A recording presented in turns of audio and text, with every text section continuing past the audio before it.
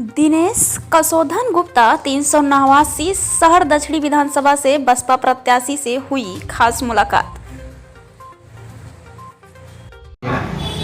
जय भीम।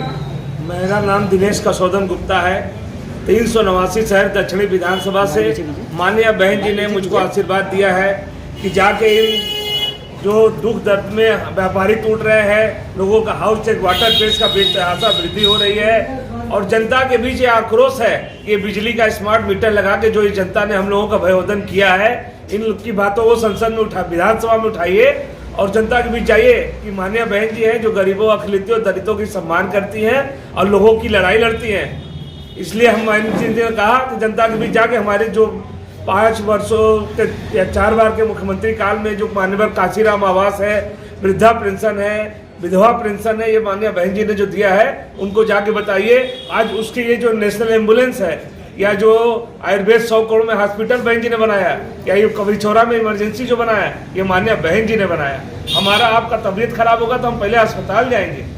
तो उन्होंने कहा कि शिक्षा जो आज 3 साल से हमारे आपके बच्चों की पढ़ाई डिस्टर्ब हो रही है, फीस पूरा लिया जा रहा है, उसमें कोई माफी नहीं हुई। उस बातों को भी हम लोग विधानसभा में उठाएंगे और यह मांग करेंगे कि अभिभावकों के साथ जो ये अत्याचार हो रहा है, चाहे वो अभिभावक अपना घर सोना गिरवी लॉकडाउन में किस को क्या दिया गया, 1-1 हज़ार रुपए से क्या किसी का घर चल जाएगा है?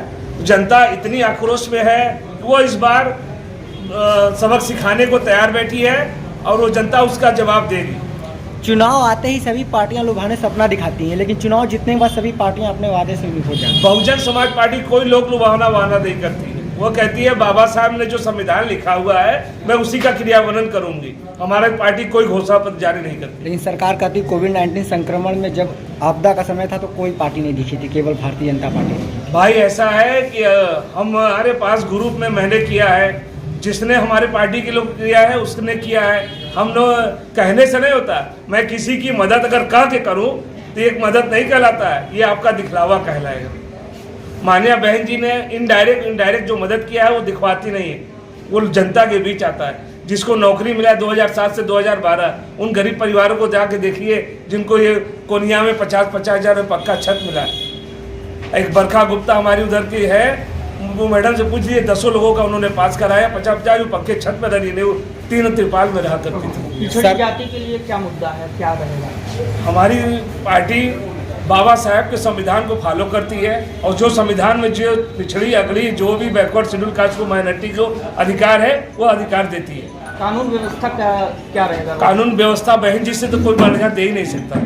अभी तक सारी सरकारें कानून व्यवस्था को कहती है लेकिन वो दी नहीं। बहन जी निष्पक्ष करती है, वो कोई जाति विशेष नहीं। अगर आप कानून के हिसाब से अगर अपराध किए हैं तो आपको सजा भी नहीं। आपके सामने विपक्ष की भी पार्टियां हैं, तो आप बताइए दक्षिणी में ऐसा क्या करेंगे कि लोग आपको।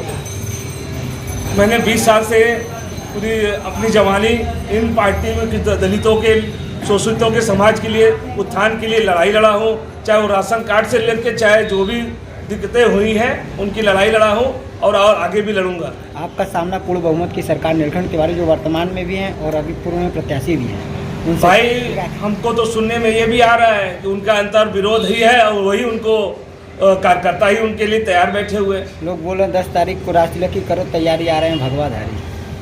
अब ये तो जनता जनार्दन राजा है ना, जनता किसको राजा बनाएगी? ये तो लोकतंत्र में है ना, वोट का अधिकार बाबा साहब ने गुप्त रखा है। ये वोट लोग जहाँ दबाएंगे उसी ने सरकार बनेगी। ये तो लोकतंत्र की बातें हैं। ये तो हम भी कहते हैं कि हम भी 300 पार हैं, लेकिन हमारी पार्टी कहती नहीं है। हमारी पार्टी करने विश्वास करती है। संगठन हमारे एक-एक बूथ से लेके, एक-एक सेक्टर से लेके, एक-एक विधानसभा से लेके, जोन से लेके सारा बहन जी ने बना लिया। तब उन्होंने रैली स्टार्ट किया 3 फरवरी से। ठीक।